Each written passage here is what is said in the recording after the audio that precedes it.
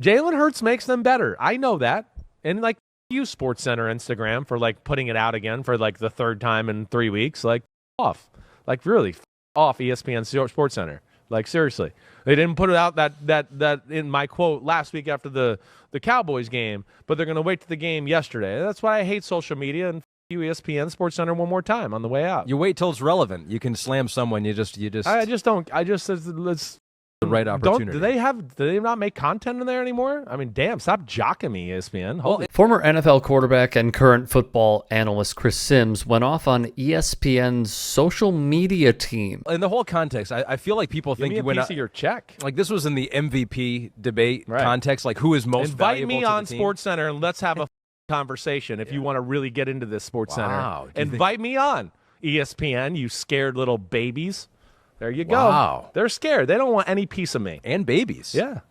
Yeah, that's a low blow. Do you think he'll be on there now, Matt? No, you think they'll chicken out in a heartbeat. Sims's ire is likely directed at this man, Omar Raja, who started the popular social media channel House of Highlights and was hired by ESPN in January of 2020. It has grown into a sort of sports center for millennials, wrote the Post's Andrew Marchand. But you called him a baby. Yeah, I'm just calling them the people that run their stuff over there. None of their on-air personality. I like a lot of them. This is not personal. This is... It is personal to their social media handler there, and that's right. All right, we'll see. A head-to-head with you versus their social media manager. Right, and It's anybody else on mano. SportsCenter. I want them all. Lock me in a room with them. I'll take them. Now, the reason Chris Sims is so ticked at ESPN and ESPN's social media channels is because of something he said that they revisited, which was, there's just no way Jalen Hurts is more valuable to his team than Patrick Mahomes, Joe Burrow, or Josh Allen. Those teams are not the same teams if they don't have them at quarterback. If you put Gardner Minshew in for the Eagles,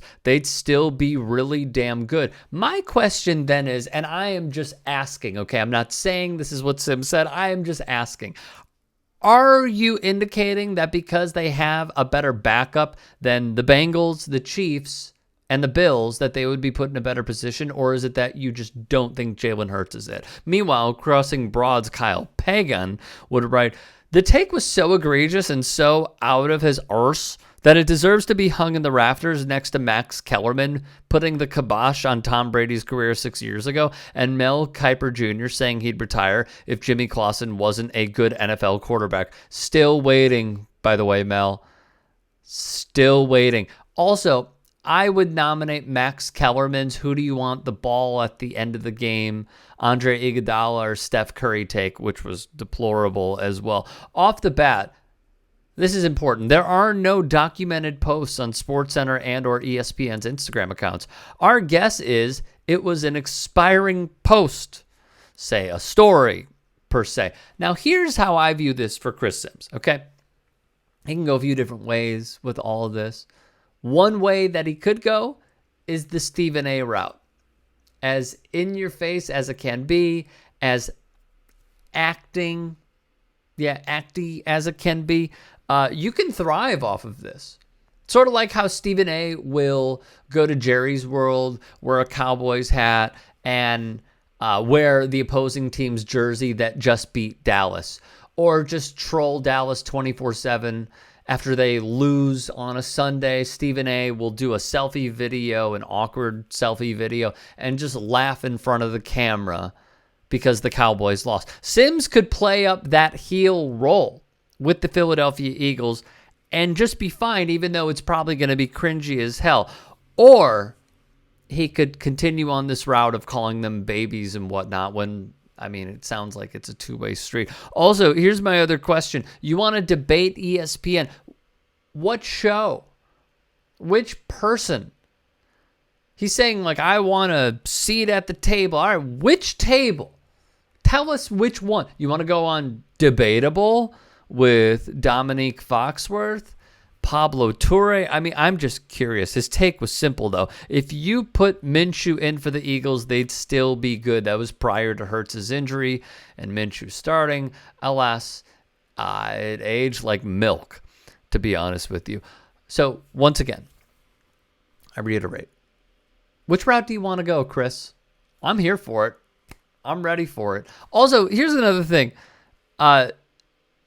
So what if you are wrong? Why do you care if ESPN is like, this was a bad take? Kind of was.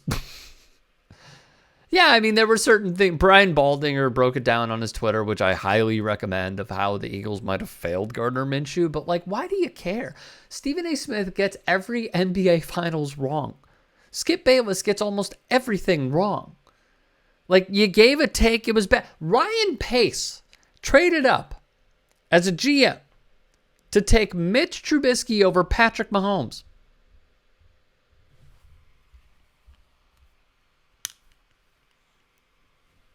I mean, come on, man. Who cares? Who cares? Who cares if you were wrong about something and then you get called out for it? Who cares? But you are at a fork in the road.